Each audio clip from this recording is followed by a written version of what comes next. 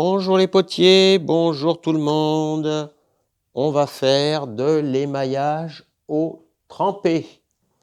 Et oui, j'avais dit que je n'en ferais pas, plutôt j'avais dit à une personne que je n'en faisais pas, mais finalement j'ai vidangé, on va dire, la cabine d'émaillage, et voilà ce que j'ai trouvé dedans. Quelque chose qui donne une couleur, bon, c'est pas terrible, hein, c'est un espèce de verre-bouteille marronasse, pas très beau, mais ça peut très bien faire les intérieurs. Donc, on va le garder quand même et l'utiliser. Donc, on récupère l'émail, on le tamise à 120 microns et on obtient quelque chose comme ceci. Alors, avant, vous le remuez consciencieusement. Bon, c'est pas de la pâte à crêpes, c'est plus fluide, mais il y a quand même un petit peu de perlé.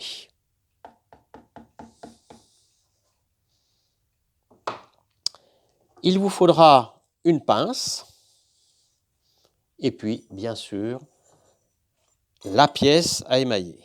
Donc on ne serre pas comme un bœuf, hein, parce qu'autrement ça va casser, le tesson va casser, donc on maintient simplement comme ça.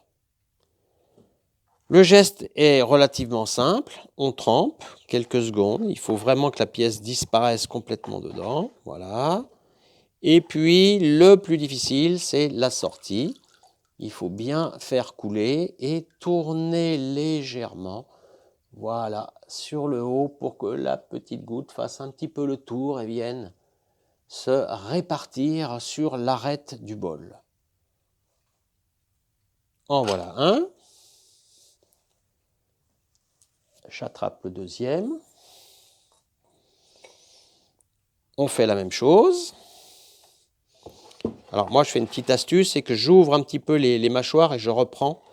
Comme ça permettra d'avoir une chance de ne pas avoir le défaut des pinces.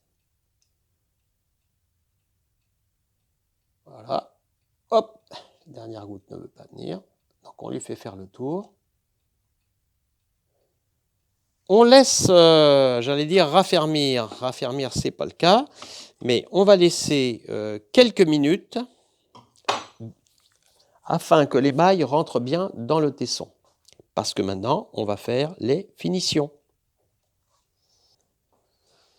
Alors, pour faire les finitions, on reprend les pièces et on va aller observer tout ce qui a provoqué ou des surépaisseurs ou des manques.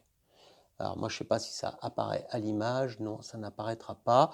Mais disons que dedans, ici, il y a des petites marques dues à la pince. Des surépaisseurs. Alors les surépaisseurs, on prend un couteau, surtout pas avec la lame. Là, je vais faire avec le manche et je gratouille, je passe dessus jusqu'à temps qu'on ne voit plus la petite surépaisseur.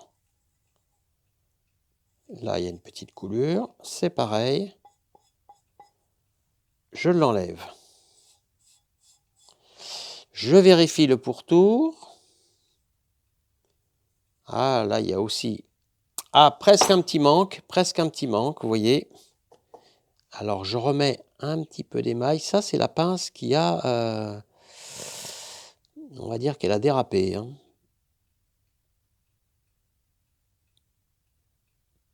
Ah, c'est pour ça que moi, je n'aime pas trop hein, le trempage. Je trouve qu'il y a toujours des grosses irrégularités. Et évidemment, on n'a pas ce genre d'inconvénient avec la méthode du pistolet. Le pistolet, par contre, est gourmand en matériel. Hein. Il nous faut un compresseur, le pistolet par lui-même. Et puis, si on ne veut pas se bousiller les poumons, eh ben, c'est bien de penser aussi à la cabine d'émaillage. Et tout ça, ça coûte malheureusement de l'argent.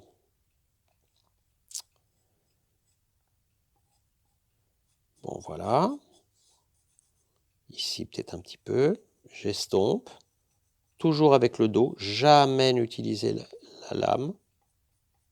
C'est beaucoup trop agressif. Voilà, ben je pense qu'on ne voit plus de défaut sur celui-ci. On va prendre le deuxième. Le deuxième, l'extérieur, je vois aussi ici petite irrégularité. Un petit manque là.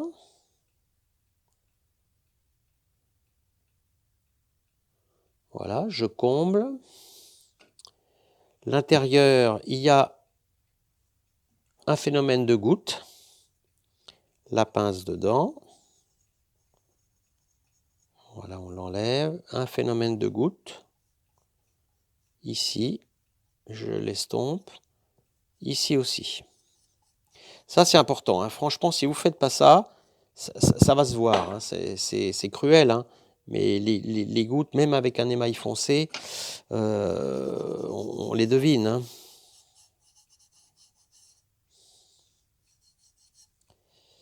On les devine, voilà. Je ne vois plus de marque. Ici, peut-être, une petite coulure au moment de la sortie. Oh, c'est discret, hein. Je ne suis pas sûr que ça se voit. Mais bon, je paie un petit coup quand même. Voilà les joies du trempage. Il ne reste plus qu'à nettoyer le fond, on dirait désémailler. Hein, voilà, on désémaille cette partie-là. Pour désémailler, ben, on passe sur, par exemple, une microfibre en tournant comme ceci. Voilà, eh bien, c'était comment faire de l'émail d'une façon simple. L'inconvénient, c'est qu'il faut beaucoup de matière. Et nous voici le lendemain, sorti du four, des commentaires sur la couleur. Eh bien, on a du vert, du marron, c'est légèrement moucheté. C'est acceptable, hein. Voilà, c'est une couleur de récupération. Bon, ça pourrait le faire pour certaines pièces. Maintenant, le défaut, c'est qu'il y a sa bulle. Ça fait des bulles. Et ça, c'est quand même un peu embêtant. Je propose éventuellement de baisser ou de monter la température pour voir si les bulles partent. Et éventuellement rajouter de la couverte à ce mélange avec des proportions diverses, voir si c'est un peu plus fluide, si ça nappe un peu mieux et si le phénomène des bulles disparaît. Alors j'en avais profité pour faire un test de coller des petites boules ici sur l'émail sans désémailler et pouvoir les enlever avec un disque diamant. Et bien vous voyez, ça n'a pas marché du tout. Donc je ne connais pas la formule. Si quelqu'un la connaît, je suis preneur. Moi, si je meule, ça laisse des traces. Voilà, ça laisse des traces parce que ça a fait buvard. Et il ne faudrait pas que ça fasse buvard. Donc, je ne sais pas comment on fait. Et pourtant, ça existe. Je sais qu'il y a une façon de faire, mais laquelle, c'est encore un mystère. Voilà. Je vous dis à bientôt pour de nouvelles aventures céramiques.